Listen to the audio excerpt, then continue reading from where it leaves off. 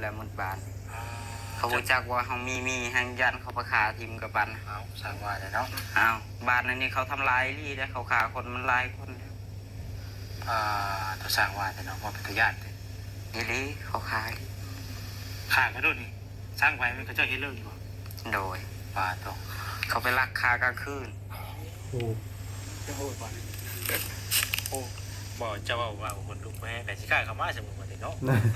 บอแล้วมันหลายคนเขาก็เฮ็ดว่าได้อยู่คนเดียวขึ้นน้องเพอเนาะโดยป้าจุกสูงแค่นี่พ่อจะนอนโดยนอนอยู่เครือเราไปนอนอยู่เครือไม่เนาะหมองผักของสาวตอนนอนบริตามเพื่อนเขาเนี่ยไม่ได้กล้องก็ยังมาไม่ได้ชูอะไรบ้างเลยเนาะเสียงมึงแค่ที่ดังเลยไม่ใช่เรากระสอบยังกระสอบทรงเสือโดยทรงเสือบ่นั่นนะโดยถ้าฉันกล้านอนหนูจะตกบ่อยยันคือกันชื่อใหม่ฮักแล้วเนาะใหม่ฮักแล้วเครือตัวนี้ซื้อเนาะโดยทางเทิงกับไม้ร้อนเลยอะไรเจ้าอะไรยังกล้านอนเนาะโมหูจากแนวตายเลยโมหูจากแนวตายเลยวันแรกก็ซ้ำตายนะวันแรกก็เนาะอยู่ใส่ก็อยู่ไปโมหูจากแนวตายได้เหมือนกันอยู่ใส่ก็อยู่พอแต่ว่าอยู่เทิงไว้ก่อนเนาะโดยวันอยู่พื้นไม่ว่าจะอันนั้นนี่มากพี่น้องเลยเนาะ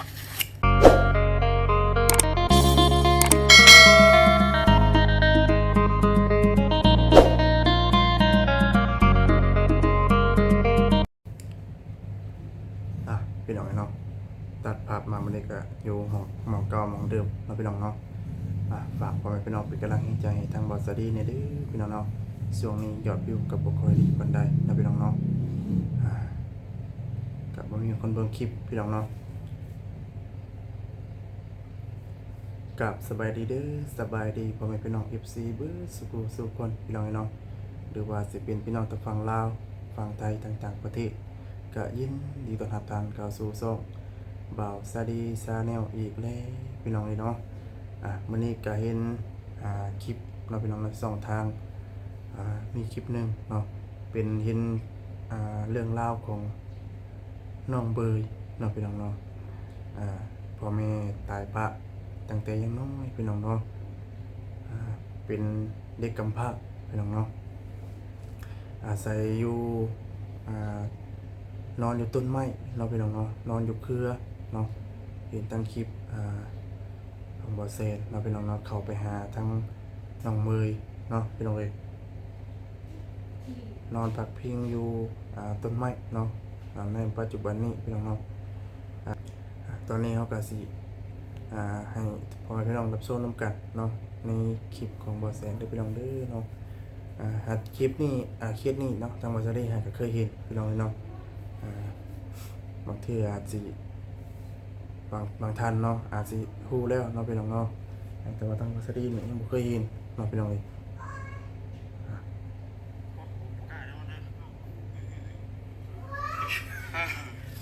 ในบ้านทั้งนี้นะถือว่าอนุญาต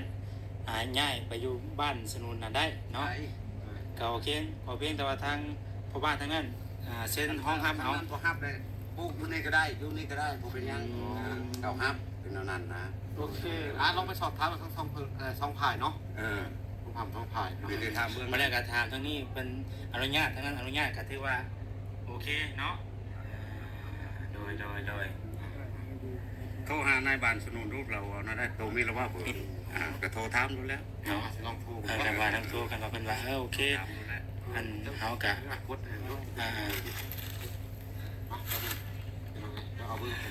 ย้อนแสงพี่น้องอายุ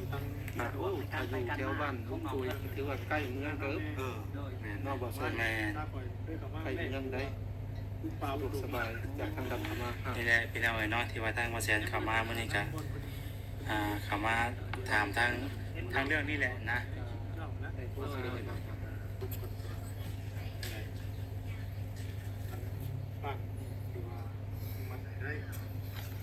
แย่ป้ายนั่นเลยแล้วโม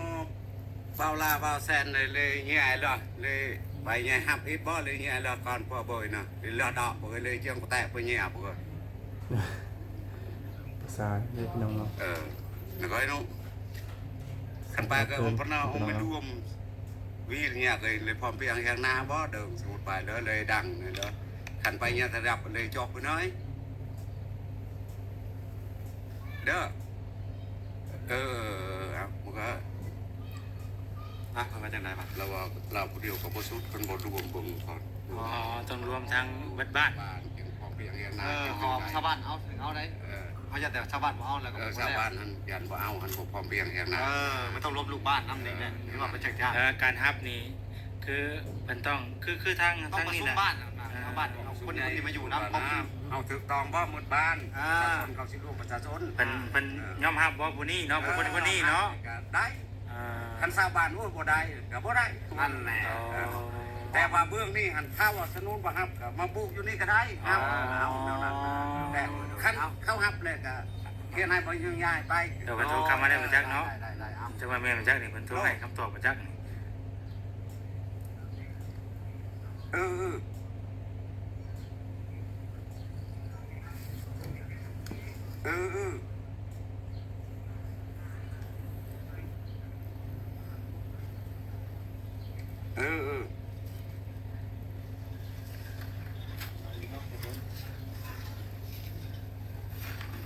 rồi đó của ba mà cái của ta thì mà nãy câu đó rồi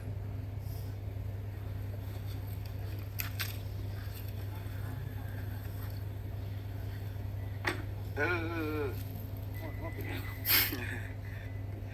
หายใจบ่ออกได้เนาะไหม ตอนมาได้นะ เป็นวันได้ปะเนี่ย ก็คือเก่ากันแล้ว เป็นวัน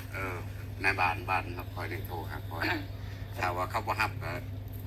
อยู่นี่ก็ได้ อยู่นี่ก็ได้เนาะ ถ้าว่าเขาฮับไอ้สิเกียนาย อ๋อ อยากในเบื้องนั้น เพราะแรกคือเบื้องนี้นะอนุญาตแล้วเนาะ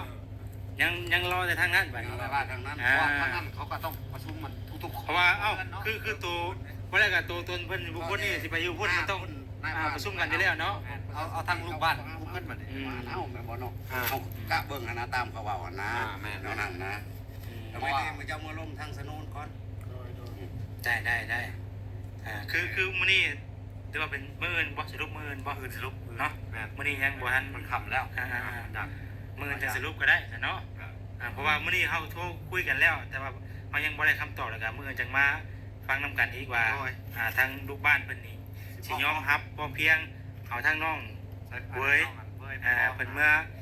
อยู่บ่เนาะโดยมีแต่รอฟังคำตอบพี่น้องเอ้ยเนาะมื้ออื่นเนาะมื้อนี้ก็มันก็ค่ำแล้วนะเวลามันก็สิฮอด 5-6 โมงแล้วพี่น้องเอ้ยเดี๋ยว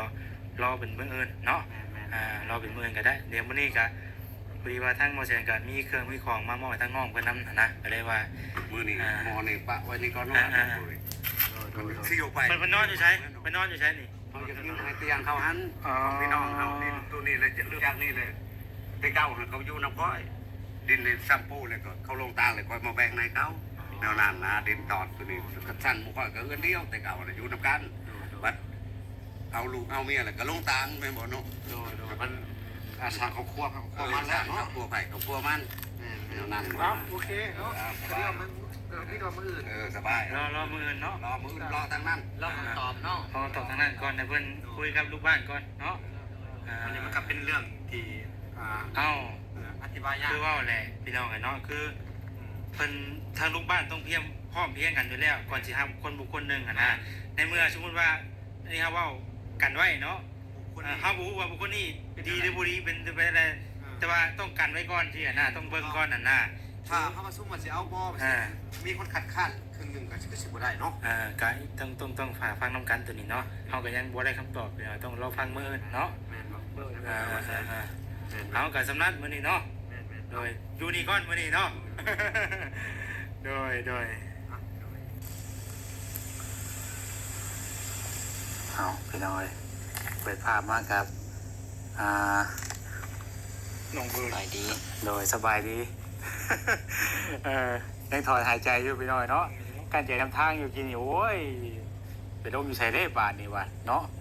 ทางน้องใส่ผลเป็นพามาพี่น้อยเนาะเป็นพามาหาทางน้องเวยเนาะเจ้าน้องชน้องเวยเนาะ น้องเบยแท้ๆเลยนี่เนาะ โดย โอ้ผมตัดแหละเนาะ โดย ไปตัดมื้อนี้บ่เนาะ โดย เอาสบายดีแล้วน้องเด้อเนาะทางน้องเวยพี่น้องเลยเนาะพ่อตัวจริงทางน้องเพิ่นแล้วเนาะเห็นแต่ในคลิปของทางเอาว่าพ่อเพิ่นพี่น้องเลยมื้อนี้มาพบพ่อตัวจริงทางน้องเพิ่นโอ้เนาะจักปีเนาะเจ้า 14 ปี โดย โอ้อายุ14 ปีวันนี้มีไผมาหาในวันนี้ วันนี้มี3คนเบาลาเบาพรแล้วก็เบาสัญญา อ๋อบ่ล่ะบ่สัญญาบ่พ่อบ่ล่ะเนาะหลายคนดูเนาะเข้ามาเนาะน้องเนาะพอดีว่ามื้อนี้ทางบ่แซนเดินทางเข้ามาบ้านเจ้าชื่อว่าหยัง บาราทอง บ้านนาทองเนาะบ้านของน้องเพิ่นนี่บ้านนาทองพี่น้องเนาะเมืองหยังเนาะ เมืองแขวงเมืองชน เมืองชน แมน เมืองชนระนบุรี เดี๋ยวบ้านนาทองแขวง เมืองชลบุรี แขวงเขตสวรรณเขตเนาะ เป็นธุรกิจ เมืองชนบุรี เขตสวรรณเขตคือเขาอยู่ใจปูกันเขตสวรรณเขตบ้านนาทองเขตสวรรณเขตเมืองชลบุรีบ้านนาทองโอ้ย มานาทอง บ้านนาทองเมืองชนเขตสวรรณเขตโอ้เนาะพี่น้องเนาะพอดีว่ามาฮอดมาถึงเป็นที่เรียบร้อยแล้วเนาะเพื่อสิข่าวมาฮอดกันถนนทางค่ะติดตามเบิ่งในคลิปตัวว่าแสนไทยตอนกลับมาหันพี่น้องเลยเมื่อกี้นี้เบาเห็นเจ้ามาแต่ใส่ก่อนกับทางเมืองเขาวาระนะเพิ่นมาแต่ มาแต่จิตสุม จะสูง โดย ซื้อเครื่องบ่เนาะ โดย โอ้มีอย่างนี้แล้วอันเครื่องของที่ว่าเป็นซื้อมาให้เจ้านี่เนาะ ดอกเซลล์เซลล์แล้วก็เป็นหมอหนึ่งเป็นโคกเป็นหมอแกงเป็นหวดเป็นอันนั้นคุกหามน้ำมีหลายๆอย่างอยู่เป็นผ้าเป็นคอนตอกคอนตีเป็นเล็กตะปอกเล็กตะปูมีเบิด โอ้เพิ่นเตรียมสิเฮ็ดอันกระต๊อบให้เจ้าแล้วบ่นี่ โด เนาะ ย เตรียม แต่เฮาว่าหันเฮาอยู่บ้านนี่สิอยู่บ่รอด เนาะ นายบ้านเขาฮับแต่ปากบัดแล้วเขาก็สั่งเฮาคือเก่า อยู่ใช่น่ะ อยู่บ้านน่ะเขาฮับเอาไว้แต่ปากช่วยเหลือได้ก็บ่ได้ดอกซื้อซนบ่ได้ดอก เอาบั มั ด น นี้ บ่คือกัน บัดนี้แต่เจ้าจะไปอยู่พุ่นอยู่บ่ อยากไปอยู่ อยากไปอยู่เนาะ โดย ว่าก็เนาะคนเฮามันต้องให้โอกาสกันนะว่าเนาะ โดย เฮาก็เอาฮู้ว่าเพิ่นบ่มักเฮาก็ปรับตัวไปปรับปรุงตัวบ่เฮ็ดเฮาก็บ่ต้องเฮ็ดอันแนวอะไรมันบ่ดีเฮาก็บ่ต้องเฮ็ดหน่อย โด เนาะ ย อ่า เขาสั่งไปมืดแล้วมืดบาน เขารู้จักว่าเฮามีแห่งยันเขาประคาทีมกับบัน เอาสั่งว่าเลยเนาะ อ้าวบ้านนั้นนี่เขาทำลายลี่ได้เขาฆ่าคนมันหลายคน ตัวสั่งว่าแต่เนาะบ่เป็นตาญาติ อีหลีเขาฆ่าอีหลี ข้าก็โดนนี่สร้างไว้มันก็เจ้าเฮ็ดเรื่องอยู่บ่ โดย ว่าตรง เขาไปลักฆ่ากลางคืน โอ้ จะโหดกว่านี้ โอ้บ่เจ้าว่าคนลุกแม่แต่สิกล้าเข้ามาสมมุติว่าเนาะ บอแล้วมันหลายคนเขาก็เฮ็ดบ่ได้อยู่คนเดียวขึ้น เอาไว้ทำเพื่อรู้เนาะ โดย วันนี้นะว่าตอนที่นี่นะเพิ่นกำลังโทรถามกันหน่อยเนาะ โดย ทางบกสอยู่พี่ครับอันในบ้านอยู่พี่นะเพิ่นก็โทร โดย หากันแล้วเพิ่นคุยกันตอนนี้นะว่ามีแต่ด้วยคือตอนนี้นะทางสมมติว่ามีผู้ใหญ่ซื้อดินนะเจ้าอยู่ติดกับลุงโจย โดย แล้วก็น้องใส่ผลนะ โดย เจ้าอยู่ได้เนาะ อยู่ได้ อยู่ได้เนาะน้อง โด เนาะ ย แล้วก็เจ้าอยากเมื่อจะพุ่นอีกแมันบ่ โดย โดยแต่ว่าทางน้องเพิ่นนี่ก็อยากเมื่ออยู่เนาะขอแต่ว่าทางในบ้านทางนั้นเส้นทับเอา โดย สมมติว่าทางนั้นบ่เส้นทับเอาก็คือเฮากับบ่มีสิทธิ์ไปเนาะ โดย การไป โดย ก็ได้อยู่นี่คือเก่าเนาะ โดย สมมติว่าทางเว้าเรื่องสมมุติก่อน ทางลุงโจยก็บอกว่าอยู่ได้อยู่แล้วอยู่หั่น เรื่องสมมุติเด้อ โดย สมมติว่ามีผู้ใหญ่ซื้อที่ซื้อทางให้เจ้าใกล้กันกับน้องใส่ฝนเนาะ โดย แต่วันนี้ทางในบ้านท่านนี่ก็ยอมแล้วเนาะว่าให้เจ้านี่สามารถย้ายคนอยู่คนได้เนาะ โดย ยังเหลือแต่คำตอบว่าในบ้านทั้งนั้นนะเช่นทำเอา โดย รอมืออื่น โดย รอมืออื่นพี่น้องเนาะคือมื้อนี้ยังไปบ่ได้เพราะว่า ทางนั้นยังบ่ทันได้ยอมรับเอาต้องใช้เวลาก่อนสิย้ายคนทั้งคนก็ทางนั้นก็ต้องพิจารณาเบิ่งอีกก่อนที่นะก็เอาบ่ที่เพิ่นเลยต้องเป็นตามขั้นตามเวลาตามตอนตามขั้นตอนของมัน โด เนาะ ย คือมื้อนี้เจ้าสินอนอยู่ไสมื้อนี้ นอนน้ำเพื่อนสบาน นอนให้ชาวบ้านอีกก่อนหนึงบ่ โดย ได้เนาะเนาะ โดย เมื่อคืนนี้นอนอยู่ไส เมื่อคืนนี้นอนเพื่อนลุงโจย มื้อนี้บ่ไปนอนอยู่ให้ลุงจุ้ยอีกบ่มื้อนี้ มีผู้พาไปกับไปเลย ใครคือว่าให้มาไปก็ได้นะบ่ได้กันเนาะ ไปได้ตัวเขาไปนอนสิก็ได้ เอากระยังถ่ายปรึกษากันกับทางอาดาก่อนจะได้ลองเด้อ โดย ไปหรือบ่ไปกันเดี๋ยวจังติดตามบริกิจน้องกันเนาะคือตอนนี้ก็เขาก็ต้องปรึกษากันก่อนทีนะเพราะว่าทั้งนั้นก็รอแต่ทั้งในบ้านเพิ่นเช็ดทำเอาเนาะสมมติว่าบ่ได้มื้อนี้สมมติว่ามื้อนี้เขาได้คำตอบจากในบ้านทั้งนั้นแหละว่าเพิ่นทำเอาเลยมาได้ไปก็ได้หรือว่าเบ้าสิมาทำเอา โดย ว่าสิมาทำเจ้านี่ไปอยู่พุ่นเด้อ โดย สมมติว่าทางนั้นทำเอาแล้วนะเนาะแต่เขาจะมาทำเอาแล้วคนจะไปอยู่พุ่นไปนี่คือตอนนี้ก็เป็นยังบ่ทันได้ปรึกษากับทางโรงพยาบาลเพิ่นนะเขาก็ยังบ่เฝ้าเฮ็ดสรุปสลามเนาะก็ต้องไปตามขั้นตอนมันก่อนนะพี่น้องเนาะจังได๋ก็รอฟังคำตอบมื้ออื่นนะพี่น้องเด้อเนาะคือมื้อนี้ก็ทางน้องเพิ่นสิได้ไปนอนอยู่พุ่นบ่เดี๋ยวบ่ได้ไปนอนก็ถ้าว่าบ่ได้ไปนอนอยู่พุ่นก็ทางอยู่นี่ก็มีหม้องนอนอยู่เนาะน้อง โด เนาะ ย โดย ก็มีผู้ให้เพิ่นพาอยู่ตอนนี้เนาะขณะตอนนี้นะแต่ก่อนนี่จะนอนใช่เนาะ แต่ก่อนก็นอนนี่ ใช้อันนั้นแนมเป็นนะบ่ โดย ตัวพาบ่าวไปเบิ่งก้นเนาะ ไป อยู่ในป่าเด้อพี่น้องเนาะ ไปไว้ใส่ดิ อยู่ในป่าเนาะเตรียมทางพี่น้องเนาะ เอามี นอน แต่ ทุก รอ มื้อ สักก่อนเด้อพี่น้องเด้อมื้ออื่นเนาะเดี๋ยวจังได๋ก็เฮาไล่กันต่อกันเดี๋ยวดูกันมื้ออื่นบ่ได้ป้าอีน้องๆเนาะ โดย ก่อนพี่น้องเอ้ยเลยเนาะ โดย เมื่อกี้ไอ้เรื่องแบรนด์อะไรนี่เนาะ โดย พี่น้องไอ้พี่น้อง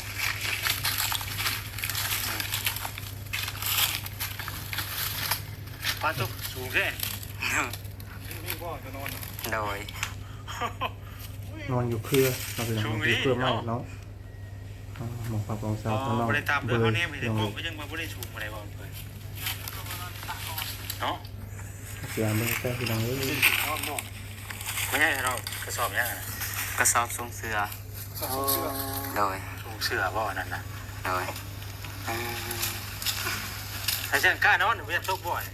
ยานคือกัน เสื้อชื่อใหม่ฮักได้เหรอเนาะ ไม่ฮักแล้ว เครือตัวนี้ซื้อเนาะ โดยทางเทิงก็ไม่ร้อนเลย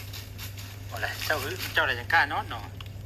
โมหูจากแนวตายเลย บูฮูใจเนี่ยตายเลยว่าอะไรกับซ้ำตายนะว่าอะไรกับเนาะอยู่ใส่ก็อยู่ไปบูฮูใจเนี่ยตายได้เหมือนกันอยู่ใส่ก็อยู่ก่อนแต่ว่าอยู่เทิงไว้ก่อนเนาะ โดย วันอยู่พื้นไม่ว่าจะอันนั้นนี่มากพี่น้องเลยเนาะตัวเปรียบได้เรื่องเล่าของเจ้านะขออนุญาตถามโพ่อแม่ไอ้เอ้ยน้องนะแต่ใช่เพิ่งน้อง พ่อแม่ละปะกันแล้วพ่อเฮาตายแล้ว แม่เฮาก็จักตายจักยังบ่จักเลย โอ้ข่าวเลย บ่ฮู้เอ้ยน้องก็จักไปใส่หมดเลยบ่จัก สั่งว่าเราบ่มีไปเลยตัวคนเดียว บ่มีแต่โตคนเดียวเลย มัน แต่กี้หันแต่ยังเขาบ่ได้ขึ้นช่วยเรือนชาวบ้านให้เขาไล่ให้หนีจากบ้าน เจ้าอันไหน แม่นเฮาไปนอนป่านอนดงพุ่นเขาไล่ให้เฮาหนี้จากบ้านเขาว่าบ่แม่นบ้านพ่อบ้านแม่เจ้าอยู่นี่ไปโลดเขาว่าสิไปใส่ก็ไปโลดเมื่อไปผู้ใดเฮ็ดนาเขาก็ไล่หนี้ ไปอะไรกับผู้มีผู้ใดทับเนาะ แม่นอันนี้เขาเห็นนาซื่อๆเห็นเขาว่าอยู่ใดอยู่ใดแต่กี้หันอยู่แต่อยู่ป่าอยู่ดงบ่เสือท่าคนบ้านสนุนชาวบ้านนะบ้านสนุนเขาก็บอกให้แหละเขาทางให้ซอยเขาจักเท่าไรเดือน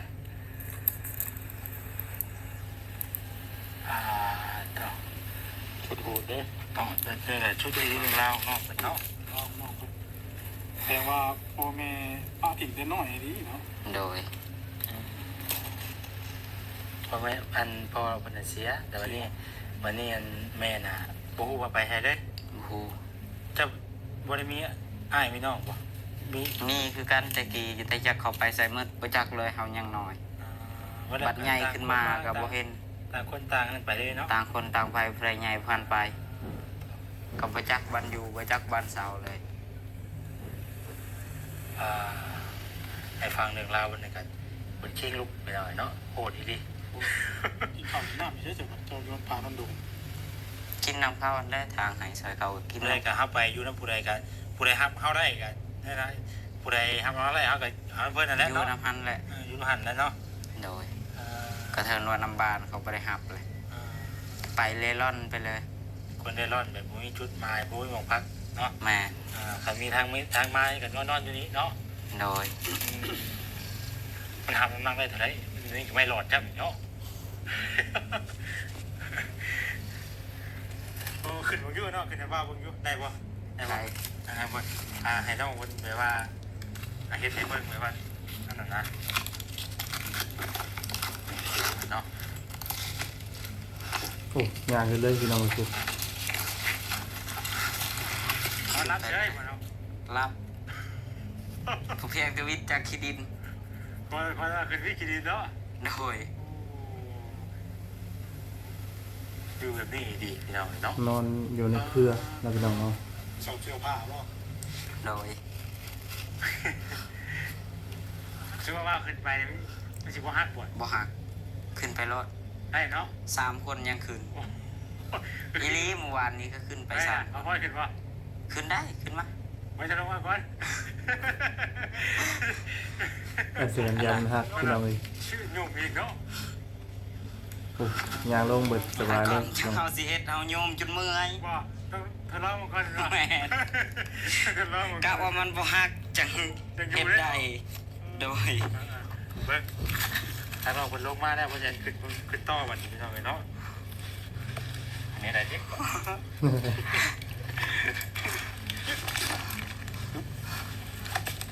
ดแบบนี้เนาะโอ้ขึ้นมาเทิงสูงเลยขาชันได้ตึกเลยนี่โอ้แรงเหมือนนอกป่านี่ใช่นอกนี่ ไปเลยขึ้นเลย ไปได้ป่ะ ขึ้นเลย ป้าไม่แป้นเดียวอันนี้เนาะ แม่น ป้าลงเป็นลงนี่ป้าเนาะขันลงไปนี่จักชีวะได้ดิขับรถข่อยเมื่อได้ป่ะเผยเด้อ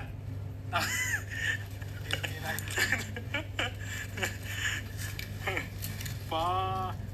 ขึ้นมาเทิงนี่มีเข่าอันว่าที่ว่าน้องเพิ่นขึ้นมากินอยู่เทิงพี่เนาะ แม่น น้องได้ป่ะโอ้โหปกล้าน้องเด้ออันนี้คือยังไงตัวนี้ว่าอันว่าทิ้งตัวมาไว้นะ แม่น อ๋อตัวขึ้นมาชันได้เผยเฮ้ยโอ้ชันเฮ้ยสูงไม่ได้ต่ำได้ป่ะขึ้นมาทางเดียวนะ พอดี ไปลงก่อนเฮ้ยขาคอยชันเลยนี่ ขึ้นไปยังอ่ะ ฮะ พบเสือป่ะ พบสร้างไงขึ้นเครือพบเสือขึ้นต้นไม้บ่อยๆนะฮะ ใช่ไหวขึ้นเครือพบเสือกับไหวขึ้นไม่ โอ้จ้า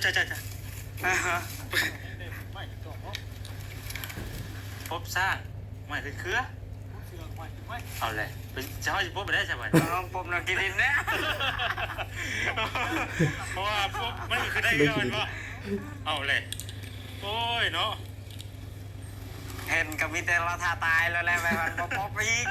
ไม่ต้องขึ้นหรอกพี่เนาะ แม่น โอ้โห โอ้โหตุ๊ก ป้อไปบ้านนี้ป้อบ่กล้าขึ้นนะพอได้ไงคือ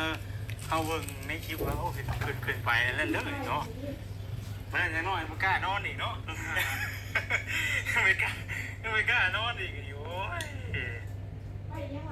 ฮะพี่น้องเนาะกับประมาณนี้เด้อพี่น้องเนาะน้องเบยน้องพี่น้องเนาะพ่อแม่เนาะแยกทางกัน แต่ว่าพ่อตายปะเนาะ แม่นี่บ่ฮู้ว่าสิตายสิยังก็ยังบ่ฮู้เนาะพี่น้องเอ้ยพอดีว่าน้องเพิ่นก็ถูกไล่เนาะออกจากหมู่บ้านเนาะบ่ฮู้ว่าเหตุใดหรือว่าเพราะอิหยังเนาะพี่น้องเนาะก็ต้องรอรับชมนำกันเนาะเรื่องราวมันเป็นจังใดเนาะทางเรื่องราวของน้องเบยพี่น้องเอ้ยเนาะเรื่องราวของน้องเพิ่นก็พอสมควรได้พี่น้องเนาะรุ่นเบ็ดถึงชาวบ้านไล่เนาะถือว่าน้องเพิ่นได้บ่ว่ามีถึงกับขั้นกันฆ่ากันเลยพี่น้องเนาะแต่ว่าให้สร้างกันฆ่ากันเลยว่าซั่นโอ้ตะย่านนะพี่น้องเนาะเด้อพี่น้องเนาะพี่น้องเนาะจะรายการเป็นกำลังใจให้ทั้งน้องเบยเด้อเนาะแล้วก็ทั้งเบอร์เซนเนาะพี่น้องเนาะสู้ๆเนาะพี่น้องเนาะทั้งเบอร์เซนก็สิสู้ๆคือกันเนาะพี่น้องเนาะพี่น้องเนาะสำหรับคลิปนี้เนาะทั้งเบอร์เซนก็สิเริ่มลาไปก่อนแล้วเนาะผิดพลาดประการใดเนาะพี่น้องกำบ่กำจาใดเนาะทั้งเบอร์เซนว่าบ่ม่วนนั่นฮู้เนาะต้องกราบขอโทษขออภัยพ่อแม่พี่น้อง FC เบิ่สุขๆนี่เด้อพี่น้องเนาะฝากพ่อแม่พี่น้องเป็นกำลังใจให้ทางเบอร์เซนเนาะเบิ่งคลิปให้จบคลิปนี่เด้อเนาะพี่น้องเนาะแล้วก็โฆษณาเนาะพี่น้องเพื่อให้ทางเบอร์เซนได้มีกำลังใจเฮ็ดคลิปเนาะพี่น้องต่อไปเนาะพี่น้องเนาะสำหรับคลิปนี้เนาะกับคำว่าสบายดีพี่น้องเนาะอยู่ดีมีแฮงสุขพี่น้องเนาะ